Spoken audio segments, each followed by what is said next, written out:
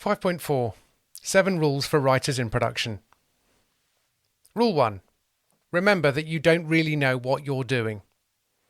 It's an often repeated maxim by writers, but it's no less true for it. Nobody knows anything.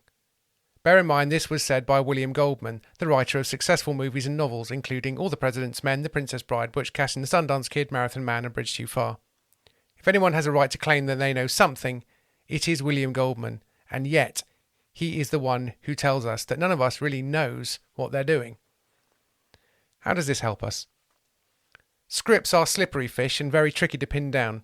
You do not have all the answers and should not think that you do. You do need a creative vision for your show. You need guts and determination to see it through. But you are not Leonardo da Vinci, a genius in a world of dullards. You've written a script that you think will probably be funny once shot, edited, graded, broadcast and viewed in people's living rooms. That's about as good as it gets. The point is that if you have a strong sense of your own flaws, you might be easy to work with and nice.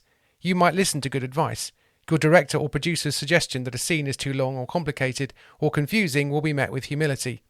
The subsequent rewrite will, most likely, make the show better. Embrace this. You need all the help you can get. Rule 2.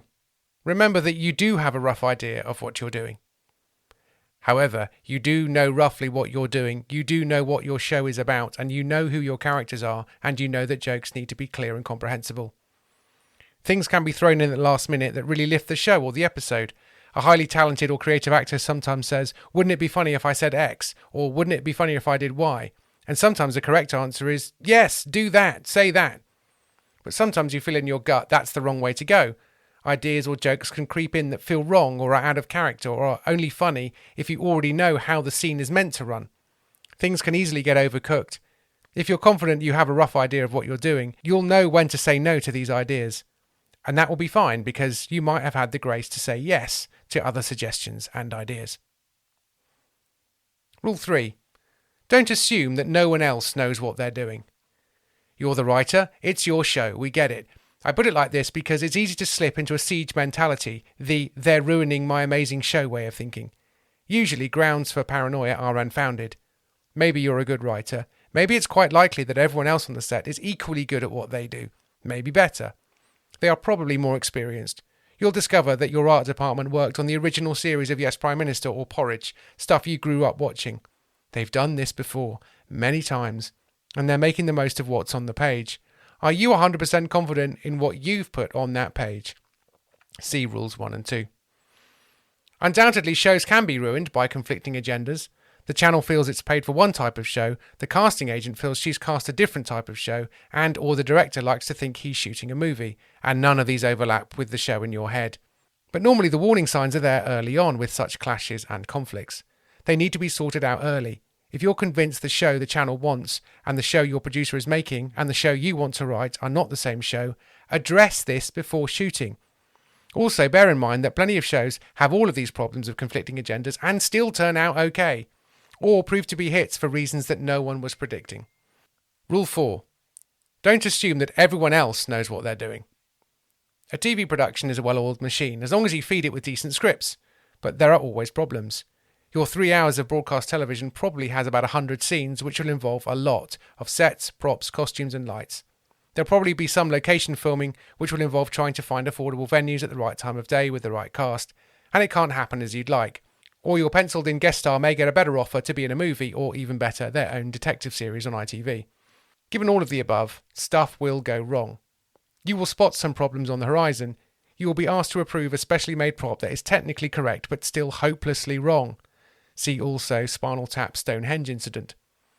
Maybe the props buyer or maker was being overly literal, but the odds are that they had to guess because the script didn't specify every last detail, because you cut out loads of the description because your producer told you to make the script shorter and you couldn't bear to cut any of the jokes. So, it's your own fault.